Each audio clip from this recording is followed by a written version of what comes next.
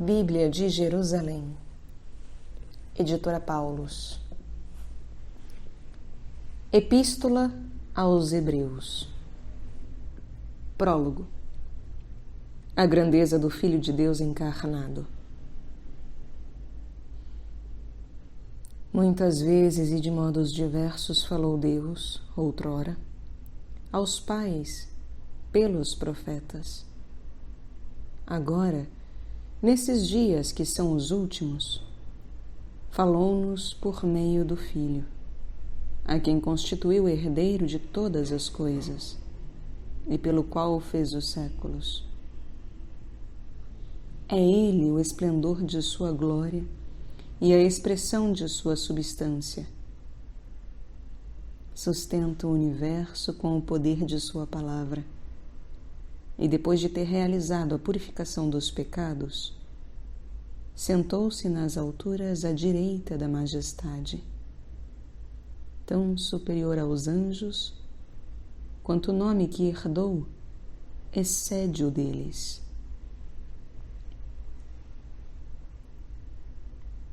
O Filho. De fato, a qual dos anjos disse Deus: Tu és o meu filho, eu hoje te gerei? Ou ainda, eu lhe serei pai e ele será filho? E ao introduzir o primogênito no mundo, diz novamente: Adorem-no todos os anjos de Deus. A respeito dos anjos, porém, ele declara: Tornem ventos os seus anjos e em chama de fogo os seus ministros. Ao Filho, porém, diz: O teu trono, ó Deus, é para os séculos dos séculos. O cetro da retidão é o cetro de sua realeza. E amaste a justiça e odiaste a iniquidade. Por isso, ó Deus, te ungiu o teu Deus com óleo da alegria, como a nenhum dos teus companheiros. Diz ainda: És tu, Senhor, que nas origens fundaste a terra, e os céus são obras de tuas mãos. Eles perecerão. Tu, porém, permanecerás. Todos hão de envelhecer como um vestido, e a todos enrolarás como um manto, e serão mudados como vestimenta. Tu, porém, és sempre o mesmo, e os teus anos jamais terão fim. A qual dos anjos disse ele jamais: Senta-te à minha direita, até que reduza teus inimigos a escabelo de teus pés? Porventura não são todos eles espíritos servidores, enviados ao serviço dos que devem herdar a salvação? Exortação. Pelo que importa que observemos tanto mais cuidadosamente os ensinamentos que ouvimos, para que não nos transviemos. Pois, se a palavra promulgada por anjos entrou em vigor, e qualquer transgressão ou desobediência recebeu justa retribuição, como escaparemos nós, se negligenciarmos tão grande salvação? Esta começou a ser anunciada pelo Senhor. Depois, foi-nos fielmente transmitida pelos que a ouviram, testemunhando Deus juntamente com eles, por meio de sinais, de prodígios e de vários milagres, e por dons do Espírito Santo, atribuídos segundo a sua vontade. O sacerdócio de Cristo. Base escriturística. Exegese do Salmo 8º. Não foi a anjos que ele sujeitou o mundo futuro de que falamos. A esse respeito, porém, houve quem afirmasse: que é o homem para que dele te lembres? Ou o filho do homem para que o visites? Fizeste-o por um pouco menor que os anjos, de glória e de honra o coroaste, e todas as coisas puseste debaixo de seus pés. Se Deus lhe submeteu todas as coisas, nada deixou que lhe ficasse insubmisso. Agora, porém, ainda não vemos que tudo lhe esteja submisso. Vemos, todavia, Jesus, que foi feito por um pouco menor que os anjos, por causa dos sofrimentos da morte, coroado de honra e de glória. É que, pela graça de Deus, provou a morte em favor de todos os homens. Convinha, de fato, que aquele por quem e para quem todas as coisas existem, querendo conduzir muitos filhos à glória, levasse à perfeição, por meio de sofrimentos, o iniciador da salvação deles. Pois tanto o santificador quanto os santificados, todos descendem de um só. Razão porque não se envergonha de os chamar irmãos, dizendo: anunciarei o teu nome a meus irmãos, em plena assembleia te louvarei. E mais, porém nele a minha confiança. E ainda, eis-me aqui com os filhos que Deus me deu.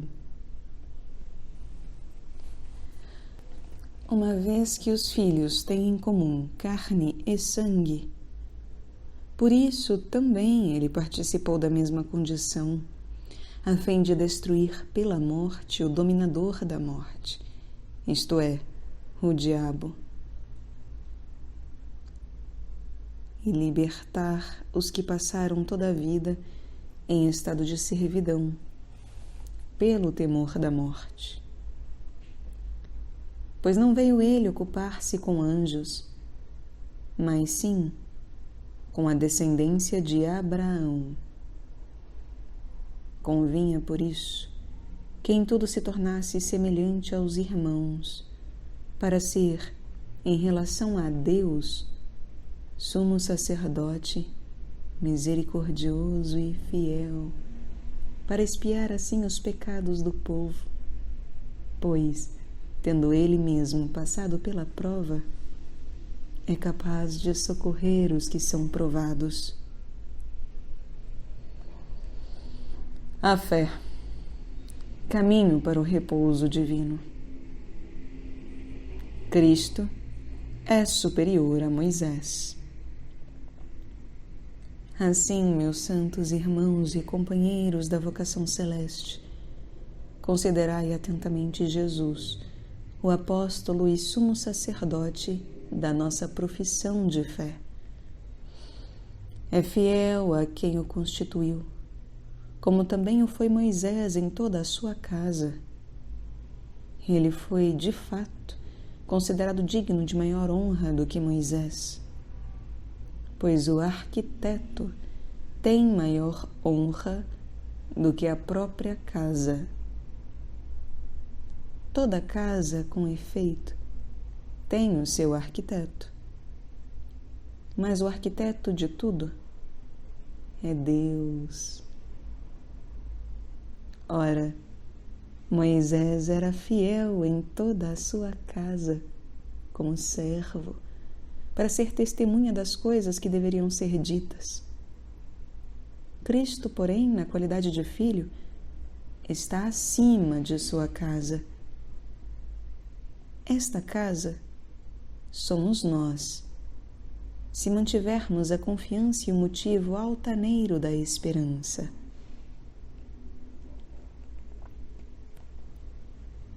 A fé introduz no repouso de Deus. Eis porque assim declara o Espírito Santo. Hoje, se lhe ouvirdes a voz, não endureçais vossos corações, como aconteceu na provocação, no dia da tentação, no deserto, onde vossos pais me tentaram, pondo-me à prova, embora vissem minhas obras durante 40 anos, pelo que me indignei contra essa geração e afirmei: sempre se enganam no coração e desconhecem meus caminhos. Assim, jurei em minha ira: não entrarão no meu repouso. Vede, irmãos, que não haja entre vós quem tenha coração mau e infiel que se afaste do Deus vivo.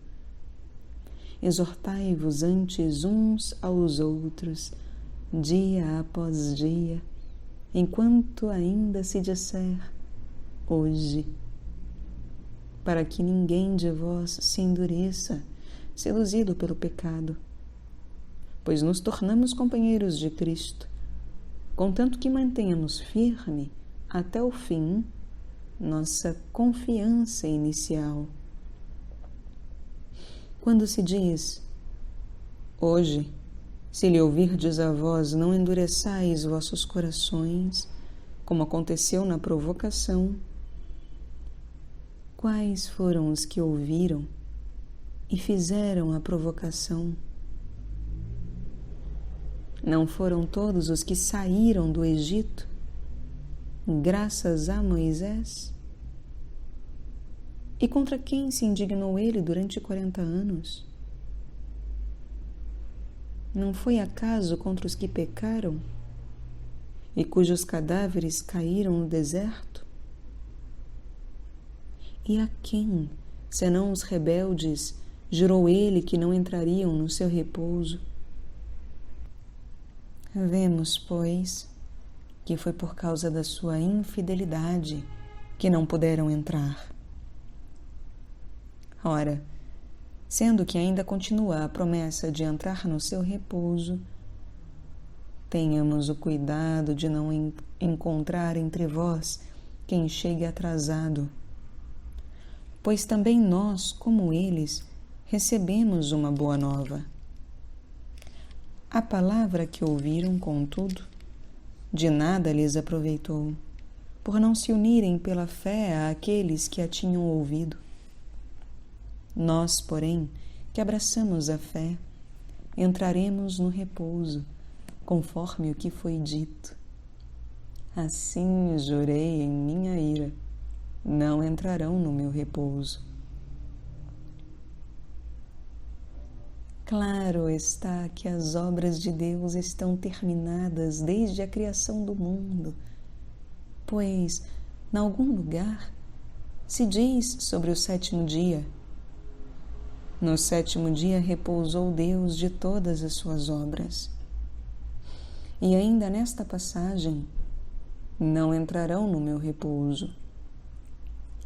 Sendo assim, outros entrarão nele, visto que aqueles que primeiro receberam a boa nova não entraram, devido à sua desobediência. Tornou Deus a fixar outro dia,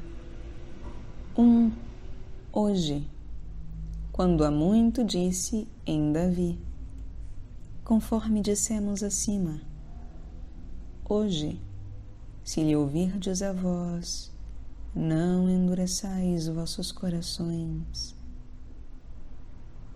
Pois bem, se Josué lhes tivesse assegurado este repouso, não se falaria mais de outro dia.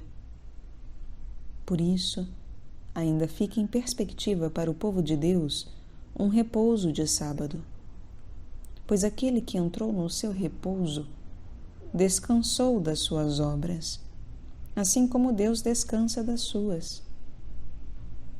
Empenhemo-nos, portanto, para entrar nesse repouso, para que este mesmo exemplo de desobediência não leve ninguém a cair. Pois a palavra de Deus é viva, eficaz e mais penetrante do que qualquer espada de 2 gumes. Penetra até dividir alma e espírito, junturas e medulas. Ela julga as disposições e as intenções do coração, e não há criatura oculta à sua presença. Tudo está nu e descoberto aos olhos daquele a quem devemos prestar contas. Retomada do tema sacerdotal. Tendo, portanto, um sumo sacerdote iminente que atravessou os céus, Jesus, o Filho de Deus, permaneçamos firmes na profissão de fé. Com efeito, não temos sumo sacerdote incapaz de se compadecer das nossas fraquezas, pois ele mesmo foi provado em tudo como nós, com exceção do pecado. Aproximemo-nos então com segurança do trono da graça para conseguirmos misericórdia e alcançarmos graça como ajuda oportuna. O sacerdócio de Cristo. Continuação.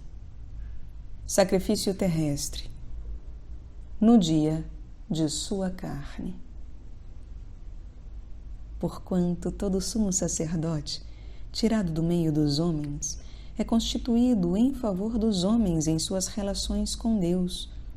Sua função é oferecer dons e sacrifícios pelos pecados. É capaz de ter compreensão por aqueles que ignoram e erram, porque ele mesmo está cercado de fraqueza, pelo que deve oferecer sacrifícios tanto pelos pecados do povo quanto pelos seus próprios. Ninguém, pois, se atribua a esta honra, senão o que foi chamado por Deus, como Arão. Deste modo, também Cristo não se atribui a glória de tornar-se sumo sacerdote. Ele, porém, a recebeu daquele que lhe disse: Tu és meu filho, hoje te gerei. Conforme diz ainda em outra passagem: Tu és sacerdote para o Éon, segundo a ordem de Melquisedeque. É ele que, nos dias de sua vida terrestre, apresentou pedidos e súplicas, com veemente clamor e lágrimas, àquele que o podia salvar da morte, e foi atendido por causa da sua submissão. E, embora fosse filho, aprendeu, contudo, a obediência pelo sofrimento, e, levado à perfeição, se tornou para todos os que lhe obedecem princípio de salvação eterna, tendo recebido de Deus o título de sumo sacerdote, segundo a ordem de Melquisedeque. Chamada de atenção. Vida cristã e teologia. Muitas coisas teríamos a dizer sobre isso, e a sua explicação é difícil porque vos tornastes lentos à compreensão. Pois uma vez que com o tempo vós deveríeis ter-vos tornado mestres, necessitais novamente que se vos ensinem os primeiros rudimentos dos oráculos de Deus, e precisais de leite, e não de alimento sólido. De fato, aquele que ainda se amamenta não pode degustar a doutrina da justiça, pois é criancinha. Os adultos, porém, que pelo hábito possuem o senso moral exercitado para discernir o bem e o mal, recebem o alimento sólido. O autor expõe sua intenção. Por isso, deixando de lado o ensinamento elementar a respeito de Cristo, elevemo-nos à perfeição adulta, sem ter que voltar aos artigos fundamentais: o arrependimento das obras mortas e a fé em Deus, a doutrina sobre os batismos e a imposição das mãos, a ressurreição dos mortos e o julgamento eterno. É isto que faremos, se a tanto Deus nos ajudar. De fato, é impossível que, para aqueles que foram iluminados, que saborearam o dom celeste, receberam o Espírito Santo, experimentaram a beleza da Palavra de Deus e as forças do mundo que há de vir e, não obstante, decaíram, é impossível que renovem a conversão a segunda vez, porque, da sua parte, crucificam novamente o Filho de Deus e o expõem às injúrias.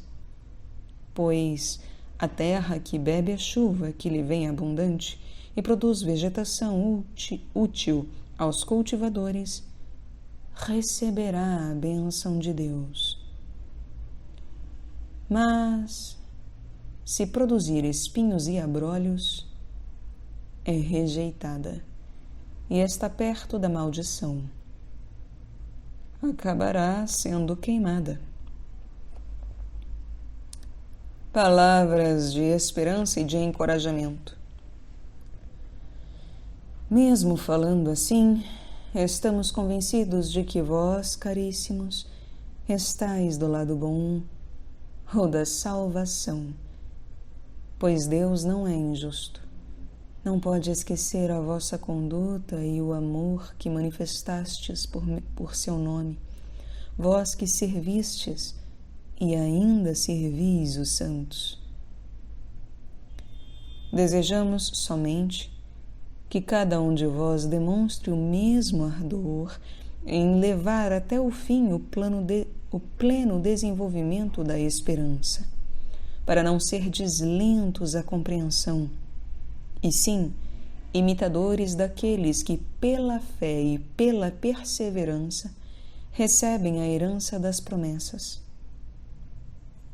Com efeito, quando Deus fez a promessa a Abraão, não havendo um maior por quem jurasse, jurou por si mesmo, dizendo: Eu te acumularei de bênçãos e te multiplicarei grandemente. Abraão foi perseverante e viu a promessa realizar-se. Os homens juram por alguém mais importante e, para impedir qualquer contestação, recorrem à garantia do juramento. Por isso, Deus mostrou com insistência aos herdeiros da promessa o caráter irrevogável da sua decisão e interveio com julgamento, a fim de que, por 2 atos irrevogáveis, nos quais não pode haver mentira por parte de Deus, nos comuniquem encorajamento seguro a nós, que tudo deixamos para conseguir a esperança proposta. Retomada do tema sacerdotal. A esperança, com efeito, é para nós qual âncora da alma, segura e firme, penetrando para além do véu, onde Jesus entrou por nós, como precursor, feito sumo sacerdote para o éon, segundo a ordem de Melquisedeque. O sacerdócio de Cristo. Continuação. Melquisedeque. Este Melquisedeque é, de fato, rei de Salém, sacerdote de Deus Altíssimo. Ele saiu ao encontro de Abraão quando este regressava do combate contra os reis e o abençoou. Foi a ele que Abraão entregou o dízimo de tudo. E seu nome significa, em primeiro lugar, Rei de Justiça, e depois Rei de Salém, o que quer dizer Rei da Paz. Sem pai, sem mãe, sem genealogia, nem princípio de dias, nem fim de vida. É assim que se assemelha ao Filho de Deus e permanece sacerdote eternamente. Melquisedeque recebeu o dízimo de Abraão. Vede, pois, a grandeza deste homem, a quem Abraão, o patriarca, entregou o dízimo da melhor parte dos despojos. Ora, os filhos de Levi, chamados ao sacerdócio, devem, segundo a lei, cobrar o dízimo do povo, isto é, de seus irmãos, embora sejam também eles descendentes de Abraão. Aquele, porém, embora não figure em suas genealogias, submeteu Abraão ao dízimo e abençoou o portador das promessas. Ora, é fora de dúvida que o inferior é abençoado pelo superior. Além do mais, os que aqui recebem o dízimo são mortais, ao passo que ali se trata de alguém do qual se diz que possui a vida. E, por assim dizer, na pessoa de Abraão submeteu ao dízimo até mesmo Levi, que recebe o dízimo, pois ele ainda estava nos rins do seu antepassado quando se deu o encontro com Melquisedeque.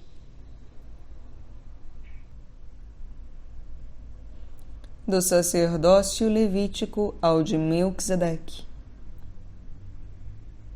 Portanto, se a perfeição fora atingida pelo sacerdócio levítico, pois é nele que se apoia a lei dada ao povo, que necessidade haveria de outro sacerdote, segundo a ordem de Melquisedeque, e não segundo a ordem de Arão? Mudado o sacerdócio, necessariamente se muda também a lei. Ora, aquele a quem o texto citado se refere pertencia a outra tribo, da qual membro algum se ocupou com o serviço do altar. É bem conhecido, de fato, que nosso Senhor surgiu de Judá, tribo a respeito da qual Moisés nada diz quando se trata dos sacerdotes. A abrogação da prescrição anterior. Mais claro ainda se torna isto quando se constitui outro sacerdote, semelhante a Melquisedeque, não segundo a regra de prescrição carnal, mas de acordo com o poder de vida imperecível. Pois diz o testemunho: Tu és sacerdote para sempre, segundo a ordem de Melquisedeque. Assim sendo, está abrogada a prescrição anterior, porque era fraca e sem proveito. De fato, a lei nada levou à perfeição, e está introduzida uma esperança melhor, pela qual nos aproximamos de Deus. Imutabilidade do sacerdócio de Cristo. Isto não se realiza sem juramento. No entanto, não houve juramento para o sacerdócio dos outros. Para ele, porém, houve o juramento daquele que disse a seu respeito: O Senhor jurou e não se arrependerá. Tu és sacerdote para sempre. Nesse sentido é que Jesus se tornou a garantia de uma aliança melhor. E, além do mais, os outros tornaram-se sacerdotes em grande número, porque a morte os impedia de permanecer. Ele, porém, visto que permanece para a eternidade, possui sacerdócio imutável. Por isso é capaz de salvar totalmente aqueles que por meio dele se aproximam de Deus, visto que ele vive para sempre para interceder por eles. Perfeição do sumo sacerdote celeste. Tal é precisamente o sumo sacerdote que nos convinha. Santo, inocente, imaculado, separado dos pecadores, levado mais alto do que os céus. Ele não precisa, como os sumos sacerdotes, oferecer sacrifícios a cada dia, primeiramente por seus pecados e depois pelos do povo. Ele já o fez uma vez por todas, oferecendo-se a si mesmo. A lei, com efeito, estabeleceu sumos sacerdotes sujeitos à fraqueza. A palavra do juramento, porém, posterior à lei, estabeleceu o Filho, tornado perfeito para sempre. Excurso: a superioridade do culto do santuário e da mediação de Cristo sacerdote. O novo sacerdócio e o novo santuário. O tema mais importante da nossa exposição é este. Temos tal sacerdote que se assentou à direita do trono da majestade nos céus. Ele é ministro do santuário e da tenda, a verdadeira, armada pelo Senhor, e não por homem. Todo sumo sacerdote, com efeito, é constituído para oferecer dádivas e sacrifícios, pelo que é necessário ter ele mesmo algo a oferecer. Na verdade, contudo, se Jesus estivesse na terra, não seria nem mesmo sacerdote, pois já existem os que oferecem dádivas de acordo com a lei. Estes realizam um culto que é cópia e sombra das realidades celestes, de acordo com a instituição divina recebida por Moisés, a fim de construir a tenda. Foi-lhe dito com efeito: vê que faças tudo segundo o modelo que te foi mostrado na montanha. Cristo, mediador de aliança melhor. Agora, porém, Cristo possui um ministério superior, pois é Ele o mediador de aliança bem melhor, cuja constituição se baseia em melhores promessas. De fato, se a primeira aliança fora sem defeito, não se trataria de substituí-la pela segunda. Ele faz, com efeito, uma repreensão. Dias virão, diz o Senhor, nos quais realizarei com a casa de Israel e com a casa de Judá uma nova aliança. Não como a aliança que fiz com os pais deles, no dia que os conduzi pela mão, para fazê-los sair da terra do Egito, pois eles mesmos não mantiveram a minha aliança. Por isso não me interessei por eles, diz o Senhor. Eis a aliança pela qual ficarei unido ao povo de Israel. Depois daqueles dias, diz o Senhor, porei minhas leis na sua mente e as inscreverei no seu coração, e eu serei seu Deus, e eles serão meu povo. Ninguém mais ensinará o seu próximo, e nem o seu irmão, afirmando: conhece o Senhor, porque todos me conhecerão, do menor até o maior, porque terei misericórdia das suas faltas e não me lembrarei mais dos seus pecados. Assim sendo, ao falar de nova aliança, tornou velha a primeira. Ora, o que se torna antigo e envelhece está prestes a desaparecer. Cristo entra no santuário celeste. Também a primeira aliança tinha, com efeito, ritual para o culto e santuário terrestre, pois instalou-se uma tenda, a primeira tenda, chamada Santo, onde se encontravam o candelabro, a mesa e os pães da proposição. Por detrás do segundo véu havia outra tenda, chamada Santo dos Santos, com o altar de ouro para os perfumes, a arca da aliança toda recoberta de ouro, e nesta, o vaso de ouro com o maná, o bastão de Arão que florescera e as tábuas da aliança. Por cima da arca, os querubins da glória cobriram com sua sombra o propiciatório. Todavia, não é momento de falar disso nos pormenores.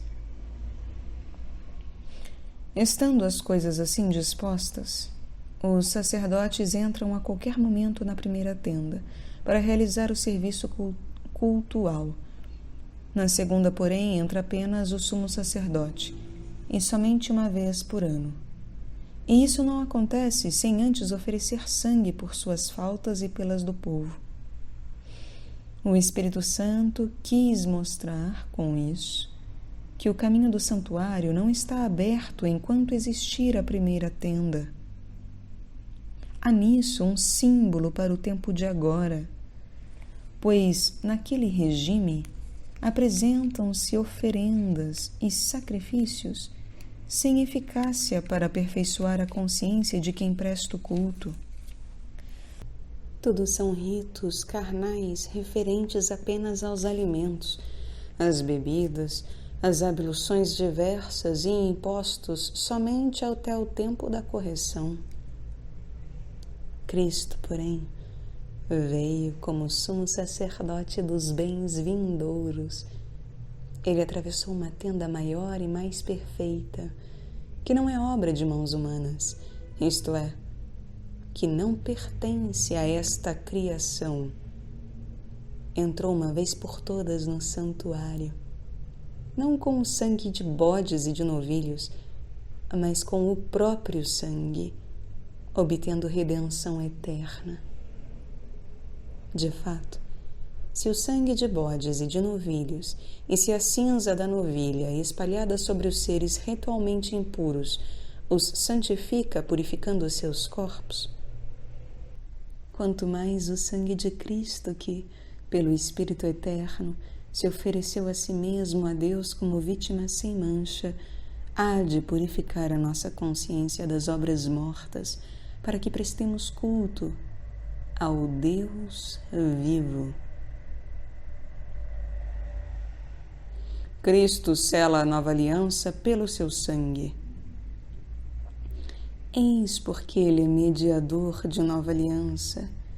Sua morte aconteceu para o resgate das transgressões cometidas no regime da primeira aliança. E, por isso, aqueles que são chamados recebem a herança eterna que foi prometida.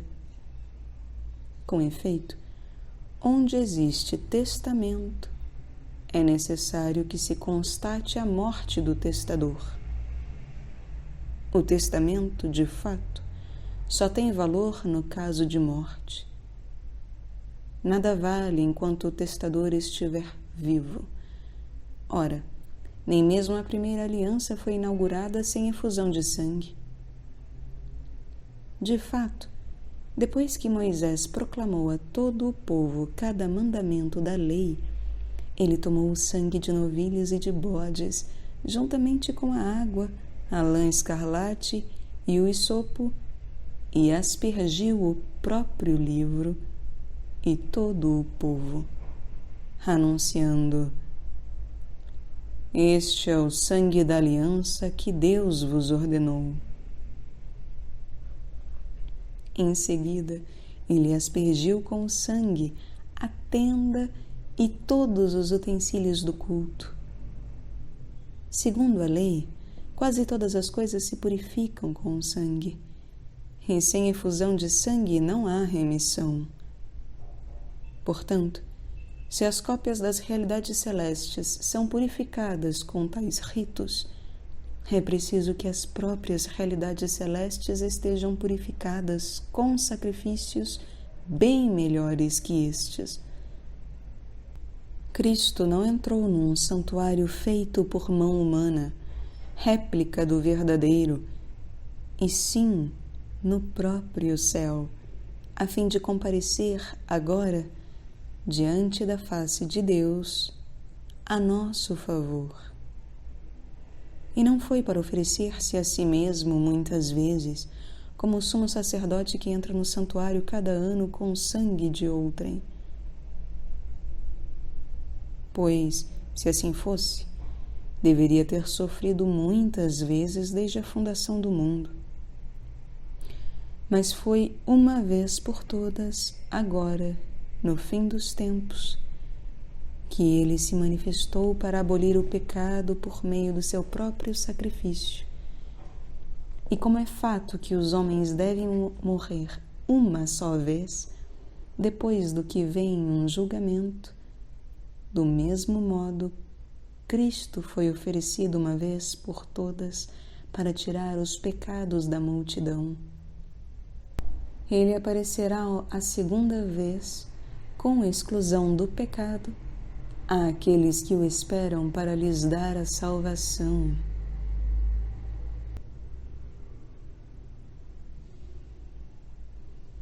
O sacerdócio de Cristo. Final. Ineficácia dos sacrifícios antigos.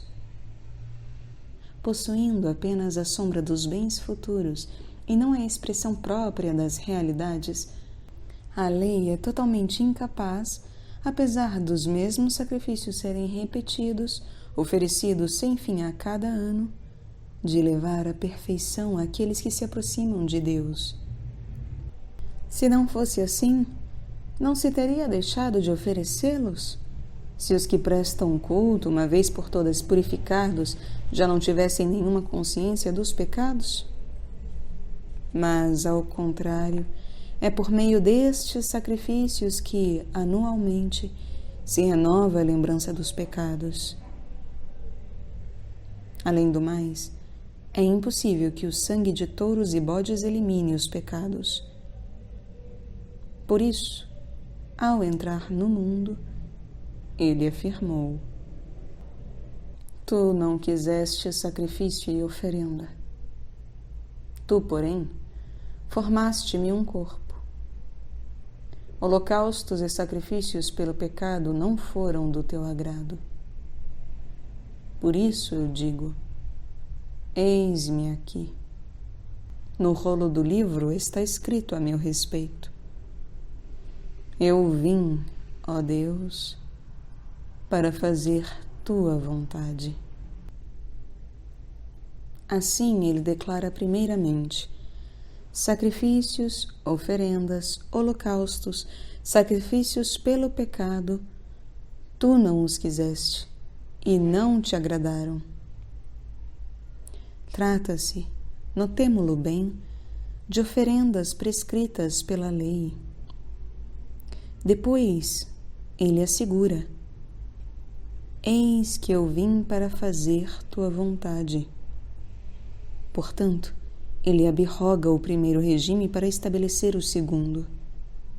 E graças a esta vontade é que somos santificados pela oferenda do corpo de Jesus Cristo, realizado uma vez por todas. A eficácia do sacrifício de Cristo.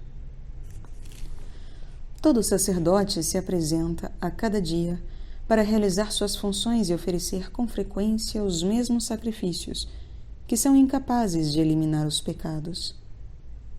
Ele, ao contrário, depois de ter oferecido um sacrifício único pelos pecados, sentou-se para sempre à direita de Deus, e então espera que seus inimigos venham a lhe servir de escabelo para os pés. De fato, com esta única oferenda, levou à perfeição e para sempre os que ele santifica. E é isto o que também nos atesta o Espírito Santo, porque, depois de ter dito: eis a aliança que realizarei com eles depois daqueles dias, o Senhor declara: pondo as minhas leis nos seus corações e inscrevendo-as na sua mente, não me lembrarei mais dos seus pecados, nem das suas iniquidades. Ora, onde existe a remissão dos pecados, já não se faz a oferenda por eles. Transição. Sendo assim, irmãos, temos toda a liberdade de entrar no santuário pelo sangue de Jesus. Nele temos um caminho novo e vivo, que Ele mesmo inaugurou através do véu, quer dizer, através da sua humanidade. Temos um sacerdote eminente constituído sobre a casa de Deus. Aproximemo-nos então de coração reto e cheios de fé, tendo o coração purificado de toda má consciência e o corpo lavado com água pura. Sem esmorecer, continuemos a afirmar a nossa esperança, porque é fiel quem fez a promessa. Velemos uns pelos outros para nos estimularmos à caridade e às boas obras.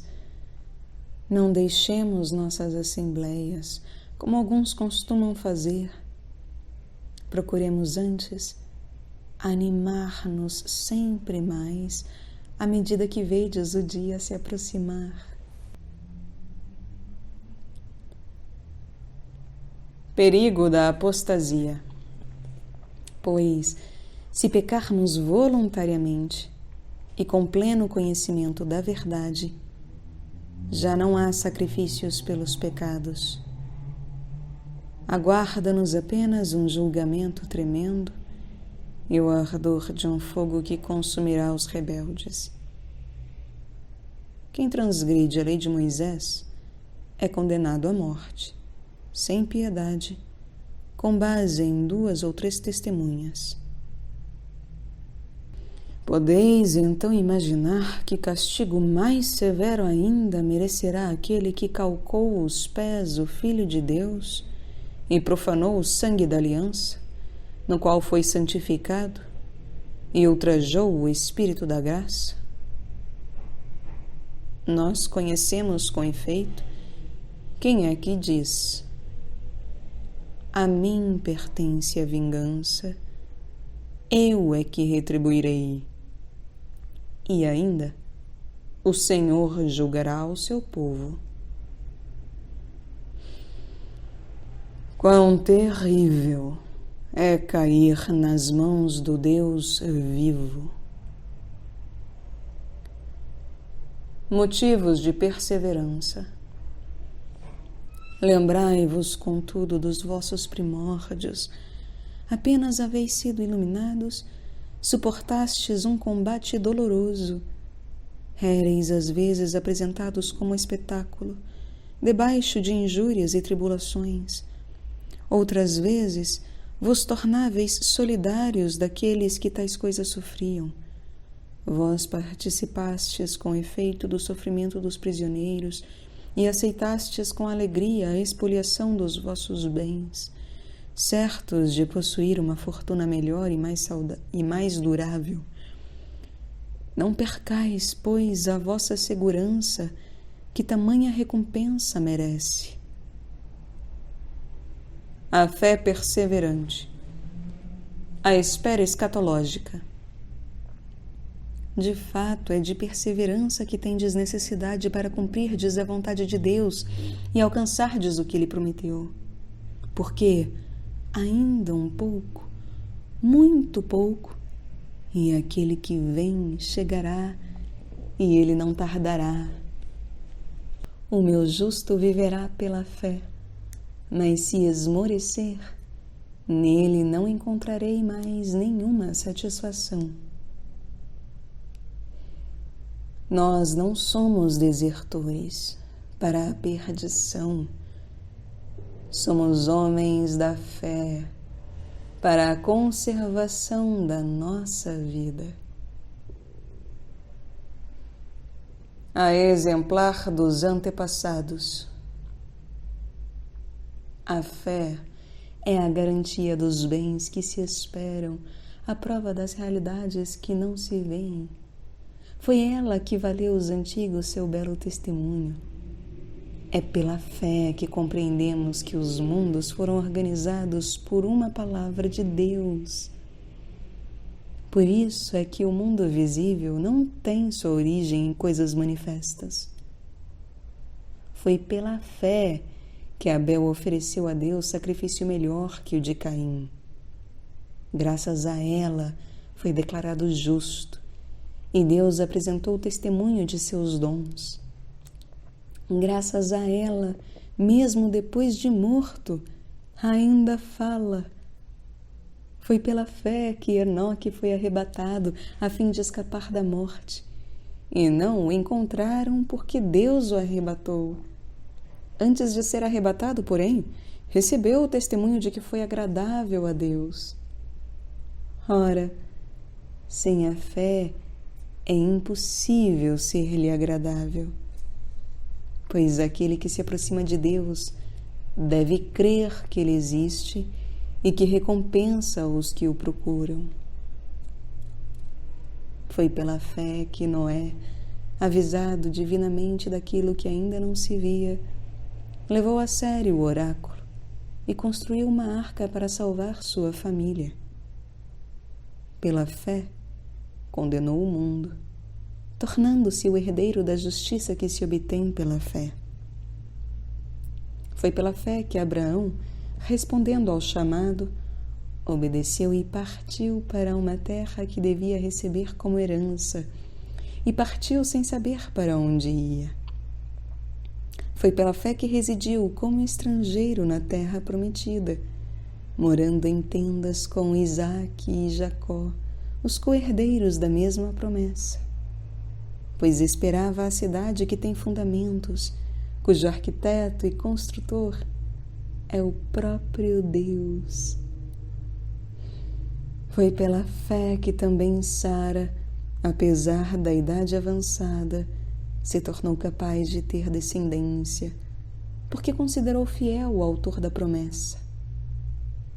É por isso também que de um só homem, já marcado pela morte, nasceu a multidão comparável à dos astros do céu e inumerável como a areia da praia. Na fé, todos estes morreram sem ter obtido a realização da promessa, depois de tê-la visto e saudado de longe, e depois de se reconhecerem estrangeiros e peregrinos nesta terra. Pois aqueles que assim falam demonstram claramente que estão à procura de uma pátria, e se lembrassem a que deixaram, teriam tempo de voltar para lá. Eles aspiram, com efeito, a uma pátria melhor, isto é, a uma pátria celeste. É por isso que Deus não se envergonha de ser chamado o seu Deus, pois, de fato, preparou-lhes uma cidade. Foi pela fé que Abraão, tendo sido provado, ofereceu Isaque. Ofereceu o filho único, ele que recebera as promessas. Ele, a quem fora dito: é por Isaque que uma descendência te será assegurada. Mas ele dizia: Deus é capaz também de ressuscitar os mortos. Por isso recuperou seu filho como um símbolo. Foi pela fé ainda que Isaque abençoou Jacó e Esaú em vista do futuro. Foi pela fé que Jacó, à beira da morte, abençoou cada um dos filhos de José e se prostrou apoiado na ponta de seu bastão. Foi pela fé que José, aproximando-se do fim, evocou o êxodo dos filhos de Israel e deu ordens a respeito dos seus restos mortais. Foi pela fé que Moisés, depois do seu nascimento, foi escondido durante 3 meses pelos seus pais, que viram a sua beleza e não tiveram medo do decreto do rei. Foi pela fé que Moisés, na idade adulta, renunciou a ser chamado filho de uma filha do faraó. Preferiu ser maltratado com o povo de Deus a gozar por um tempo do pecado.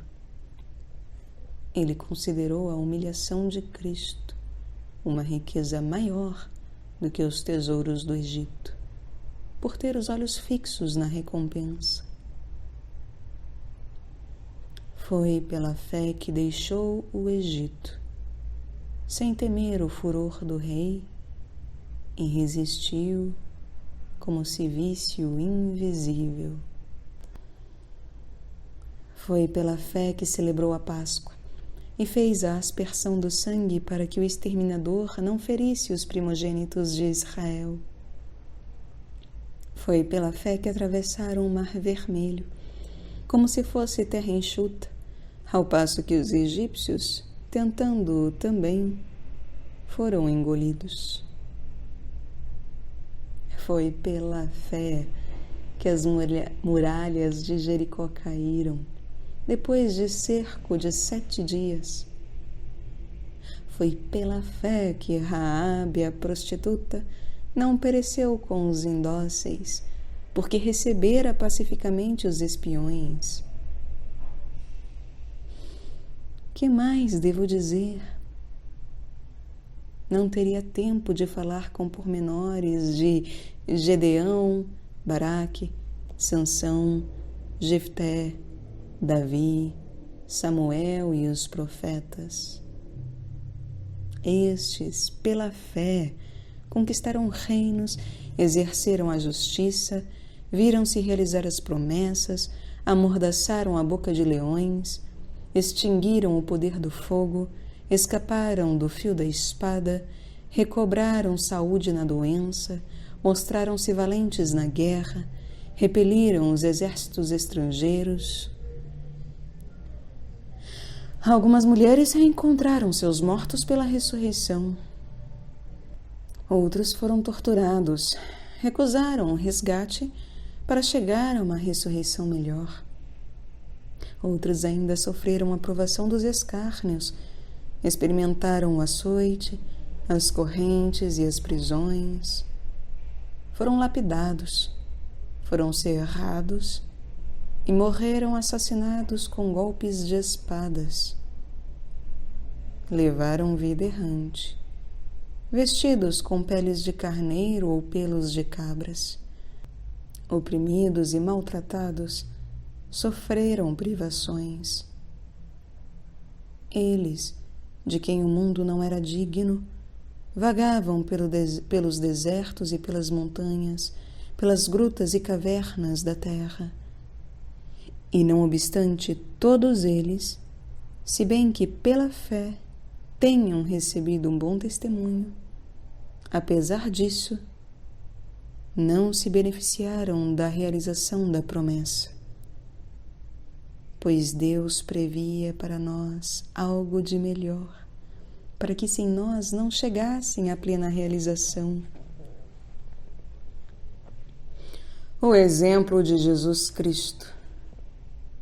Portanto, também nós, com tal nuvem de testemunhas ao nosso redor, rejeitando todo o fardo e o pecado que nos envolve, corramos com perseverança para o certame que nos é proposto, com os olhos fixos naquele que é o iniciador e consumador da fé, Jesus, que, em vez da alegria que lhe foi proposta, sofreu a cruz, desprezando a vergonha, e se assentou à direita do trono de Deus.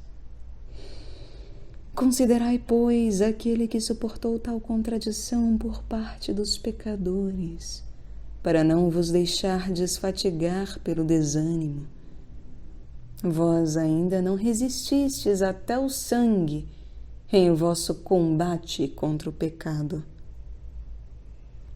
A educação paterna de Deus. Vós esquecistes a exortação que vos foi dirigida como a filhos. Meu filho, não desprezes a correção do Senhor, não desanimes quando Ele te repreende, pois o Senhor educa a quem ama e castiga a quem acolhe como filho. É para a vossa correção que sofreis. Deus vos trata como filhos. Qual é, com efeito, o filho cujo pai não corrige? Se estáis privados da correção do qual todos participam, então sois bastardos e não filhos. Nós tivemos nossos pais segundo a carne para nos corrigir e os respeitávamos. Não haveremos de ser muito mais submissos ao Pai dos Espíritos, a fim de vivermos? Pois eles nos corrigiram por pouco tempo, segundo o que lhes parecia bem. Deus, porém, nos educa para o nosso bem, a fim de nos comunicar sua santidade. Toda correção, com efeito, no momento, não parece motivo de alegria, mas de tristeza. Depois, no entanto, produz naqueles que assim foram exercitados um fruto de paz e de justiça. Por isso, reerguei as mãos enfraquecidas e os joelhos trôpegos.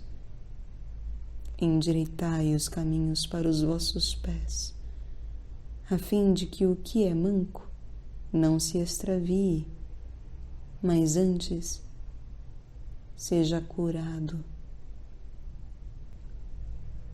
Castigo da infidelidade. Procurai a paz com todos e a santificação, sem a qual ninguém verá o Senhor, vigiando atentamente para que ninguém seja faltoso, separando-se da graça de Deus. Nem haja raiz alguma de amargura que, brotando, vos perturbe e, por meio dela, muitos sejam contaminados. Nem haja impuro algum ou profano, como foi Esaú, o qual, por uma só refeição, vendeu o seu direito de primogenitura. Sabeis ainda que, em seguida, querendo herdar a bênção, foi rejeitado, pois não achou lugar para o arrependimento, embora com lágrimas o tivesse procurado. As duas alianças. Vós não vos aproximastes de realidade palpável. O fogo ardente, a escuridão, as trevas, a tempestade, o som da trombeta e o clamor das palavras cujos ouvintes suplicaram não lhes falasse mais, pois já não suportavam o que lhes era ordenado. Até um animal, se tocar a montanha, será apedrejado. Na verdade, de tal modo era terrível o espetáculo que Moisés disse: sinto-me aterrado e trêmulo. Mas vós vos aproximastes do Monte Sião e da cidade do Deus vivo, a Jerusalém celeste, e de milhões de anjos reunidos em festa, e da assembleia dos primogênitos, cujos nomes estão inscritos nos céus, e de Deus, o juiz de todos, e dos espíritos dos justos, que chegaram à perfeição, e de Jesus, mediador da nova aliança e do sangue da aspersão mais eloquente que o de Abel.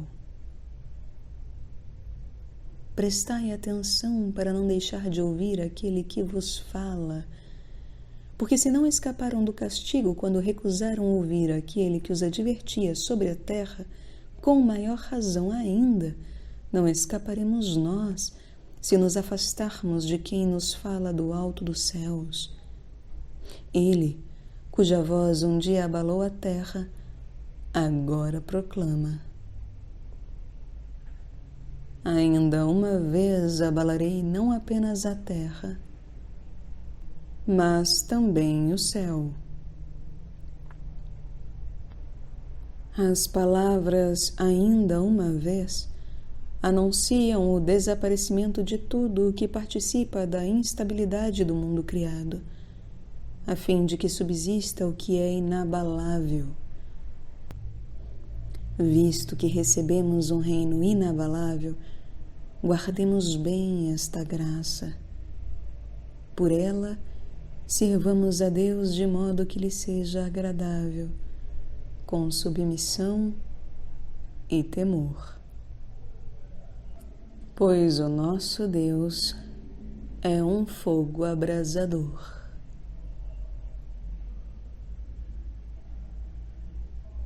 Apêndice. Últimas recomendações. O amor fraterno permaneça. Não vos esqueçais da hospitalidade, porque graças a ela alguns, sem saber, acolheram anjos. Lembrai-vos dos prisioneiros, como se vós fosseis prisioneiros com eles, e dos que são maltratados, pois também vós tendes um corpo. O matrimônio seja honrado por todos, e o leito conjugal sem mancha, porque Deus julgará os fornicadores e os adúlteros. Que o amor ao dinheiro não inspire a vossa conduta. Contentai-vos com o que tendes, porque Ele próprio disse: eu nunca te deixarei, jamais te abandonarei. De modo que podemos dizer com ousadia: o Senhor é meu auxílio, jamais temerei. Que poderá fazer-me o homem? Sobre a fidelidade. Lembrai-vos dos vossos dirigentes, que vos anunciaram a palavra de Deus. Considerai como terminou a vida deles, e imitai-lhes a fé. Jesus Cristo é o mesmo, ontem e hoje. Ele o será para sempre. Não vos deixeis extraviar por doutrinas ecléticas e estranhas. Recapitulação. É bom que o coração seja fortificado pela graça e não por alimentos, os quais nunca foram de proveito para aqueles que disso fazem uma questão de observância. Temos um altar do qual não podem se alimentar os que servem a tenda, porque os corpos dos animais, cujo sangue o sumo sacerdote carrega no santuário para a expiação do pecado, são queimados fora do acampamento. Foi por isso que Jesus, para santificar o povo por seu próprio sangue, sofreu do lado de fora da porta. Saiamos, portanto, ao seu encontro, fora do acampamento, carregando a sua humilhação, porque não temos aqui cidade permanente, mas estamos à procura da cidade que está por vir. Por meio dele ofereçamos continuamente um sacrifício de louvor a Deus, isto é, o fruto dos lábios que confessam o seu nome. Não vos esqueçais de beneficência e da comunhão, porque são estes os sacrifícios que agradam a Deus. Obediência aos guias espirituais. Obedecei aos vossos dirigentes e sede-lhes dóceis, porque velam pessoalmente sobre as vossas almas, e disso prestarão contas. Assim poderão fazê-lo com alegria e não gemendo, o que não vos seria vantajoso. Orai por nós, porque estamos convictos de possuir uma consciência boa, com a vontade de nos comportar bem em toda ocasião.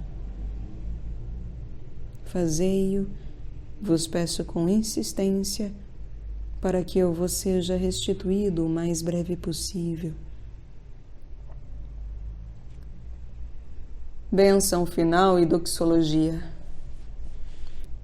O Deus da paz, que reconduziu dentre os mortos aquele que se tornou, pelo sangue de uma aliança eterna, o grande pastor das ovelhas, nosso Senhor Jesus, vos torne aptos a todo bem para fazer a sua vontade. Que Ele realize em nós o que lhe é agradável, por Jesus Cristo, ao qual seja dada a glória pelos séculos dos séculos. Amém. Bilhete de envio. Irmãos, eu vos peço que acolhais esta palavra de exortação. Aliás, eu vos envio apenas algumas palavras. Sabei que o nosso irmão Timóteo foi libertado. Se vier logo, irei ver-vos juntamente com ele. Saudai todos os vossos dirigentes e todos os santos. Os da Itália vos saúdam. A graça esteja com todos vós.